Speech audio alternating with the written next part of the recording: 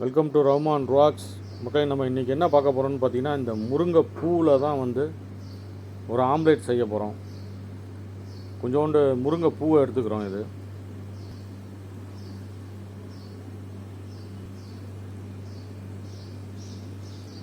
இந்த முருங்கை பூவை பார்த்திங்கன்னா நம்ம இப்போ சாப் பண்ணிக்குவோம். இதோட வந்து பார்த்திங்கன்னா 2 எக் எடுத்துக்கிறோம். தேவைக்கேற்ப உப்பு எடுத்துக்கிறோம், சால்ட், பெப்பர் கொஞ்சம் எடுத்துக்கிறோம். இப்போ இதை நல்லா மிக்ஸ் பண்ணிக்குவோம். வாங்க ஆம்லேட் போட்டுருவோம்.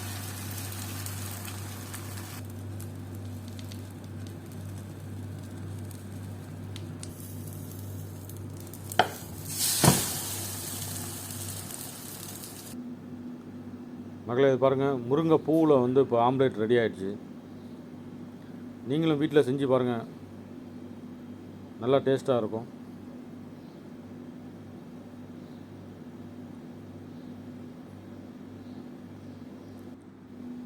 இது சப்பாத்தியோட கூட சாப்பிட்லாம். இது தேங்க்ஸ் ஃபார் வாட்சிங் ரஹ்மான் ராக்ஸ்.